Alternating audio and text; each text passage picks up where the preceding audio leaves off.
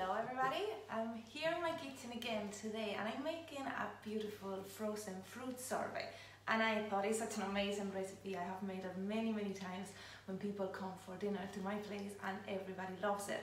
So I'm going to show you how easy it is, and also a new tip that I share with my lunchbox challenge ladies about how to organize your mind starting in the kitchen. A lot of you probably know the term in French, mise en place, which is having everything in place before you start cooking.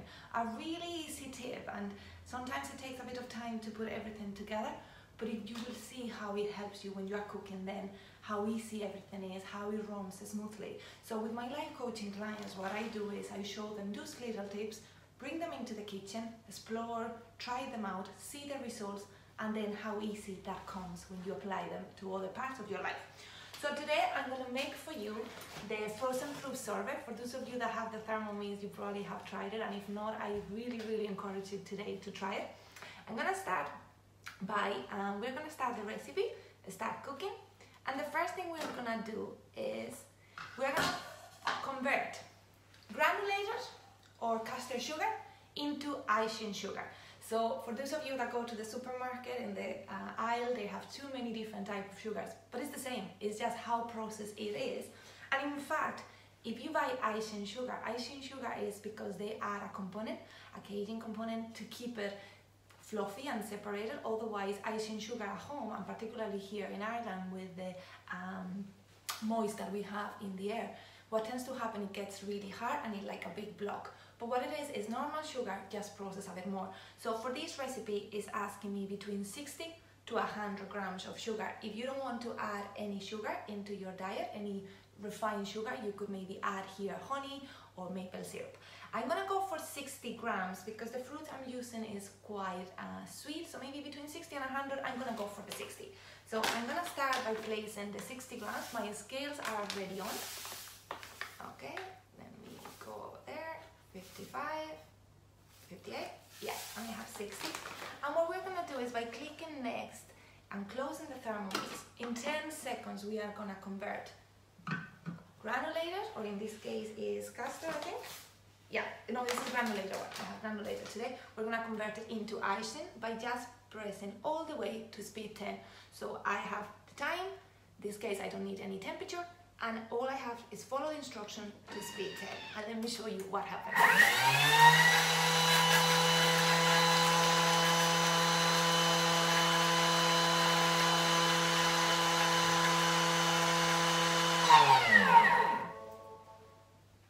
One thing is, if you're making icing sugar in your Thermomix, make sure the bowl is really well.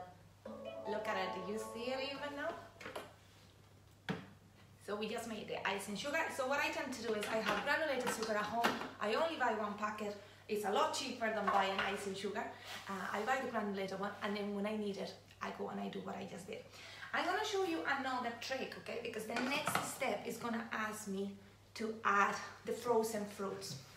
With the frozen fruits, what I tend to do, today I bought them, but other days, if I have fruit at home, bananas particularly, that tend to go maybe off a little bit and nobody eats them in the house, what I do is I peel them, I chop them into small chunks, and I freeze them. But when I'm freezing them, making sure that they don't go all together. So don't put them in a bag, maybe put them on a tray so they are laid out, so they have the small pieces are separated. Otherwise they go into a big bowl, and in the Thermomix you won't be able to process them. You'll have to leave them out. Always take them out a couple of seconds, maybe 5 minutes before you're going to start cooking, and that way the fruit gets a bit more to room temperature and it's completely frozen. So what I'm going to do here, I'm going to show you that in the Thermomix I could add the fruit, or I could put maybe a plate, click tear, and I can use these as my own scales. And now I need a 500 grams, so let me see. I don't have enough with one bag. Yeah, that's 250. And then I can put a bit of frozen fruit as well. So I'm going to mix strawberries, a bit of bananas, blueberries, and blackberries. And that is my 500. So what I'm going to do is I want to show you that you could do that. You could then back to tear. But again, if you're cooking something else, and this is what I find really good with the Thermomix, is I could be making something else in the kitchen. but my scales, I always use the Thermomix, so I don't need to have another scales. So let me add it to the bowl. Perfect, so 20, let me get it more. Over there. What else do I need? So I need to click next. I need 2 teaspoons of lemon juice, which is around 10 grams, so I can click on it and use the scales, but I'm going to show you another trick as well. And this is why when you say, how do you save time, efficiency, I'm not going to be washing any more than the Thermomix. So now that I need to make the lemon juice, I'm going to set the scales and put them here by clicking on the 3 dots. They're all lemon. What I'm going to do is I'm going to be squeezing it on top of the Thermomix. The pips are staying on the lid, but the liquid, okay, the juice is going to start dripping very gently into my Thermomix. This is a great way of, for example, if you are emulsifying sauces, like for example mayonnaise or hollandaise sauce, this will be a great way to do it. So put the lid on. It's going to allow it going in under the measuring cup, and when you put the juice, it start dripping in slowly and the pips stay outside. And again, I have my 10 grams there. I don't need to wash anything else, only my Thermomix. If I cross out of that, once I have the 10 grams, what else do I need? I need an egg white. Here, it's going to be making it a lot creamier. For those of you that for different reasons you cannot eat raw egg, avoid this, okay, and just go with the same step, but just don't add the egg white and just click next. In my case, I'm gonna add an egg white. I have it ready. I click next. It's gonna ask me to close. So far we have put sugar, frozen fruit, lemon juice, and an egg white. And if I click next, now the difference between this recipe is we're gonna be helping the Thermomix by using the spatula, placing it in. As you can see, I have this to stop it, so it's not gonna be touching the blade, so it's safe. And we're gonna help the fruits to be crushed. So we are using today crushing functions that I wanted to show you. So for cocktails, this is a fantastic recipe. Add in a bit of maybe, I don't know, Prosecco or champagne, and you have it. So now speed 5, all the way to 5, and I just press it down.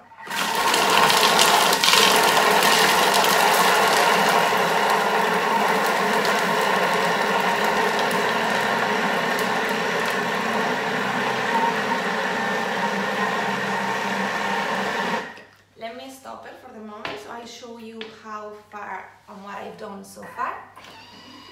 Okay, so this is just after 15 seconds. So I'm after starting crushing all the fruits. They're starting to mix really well with the egg.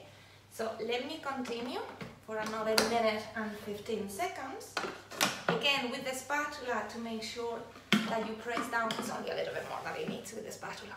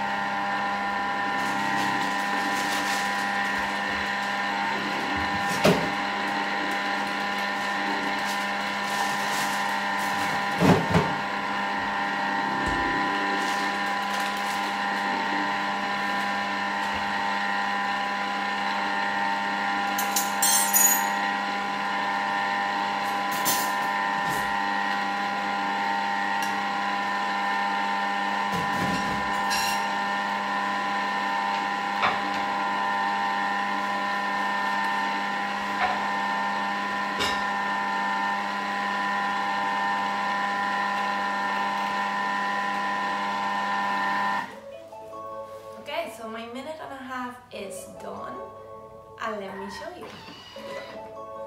Wow, look at that. That is a beautiful frozen fruit sorbet or ice cream. If you didn't want the egg white, or even if you wanted a bit creamier, what you could do is you could use the butterfly whisk. You press it, put it in. never more than a speed 4, so in this case will be for 1.5 minutes at a speed 3, and it will make it even creamier. It will be like an ice cream, but we haven't added any cream at all, only the raw egg, okay? So if you cannot have raw egg, please remove that. And then you'll have more like a sorbet when you go to the restaurant, and in between dishes they give you that sorbet to kind of get to the palate and make it nicer for the rest of the meal. That will be the consistency. If you add the egg white, this is what you get. The Thermomix doesn't freeze, but what you can see already, I'll close it, is that because it was a frozen, you'll see as well that it gets really, really cold, and that's what you have. So this is one of my favorite recipes, is the frozen fruit sorbet with any fruits. You don't even have to buy them. Whatever you have at home, freeze them, but please freeze them for at least 24 hours so they get hard enough that then the Thermomix can process it. And it's a fantastic ice cream. What I tend to do is as a dessert for dinner, when people come for dinner, they really like it. And then what I have left over, put it into the freezer. The following morning, a milkshake and a little bit of this, and it's delicious. The only thing is, if you're serving it the following day for ice cream, take it out maybe 5 minutes beforehand so it gets a bit more softer than being in the fridge. So in the freezer sometimes it can get really icy, so it's a bit nicer when you serve it after a couple of minutes. Have a fantastic day. If you try it, let me know and what would be the fruit you would use. My favorite one, I have to say, is with mango. Is amazing. So have a fantastic day, and I'll talk to you soon. Bye bye.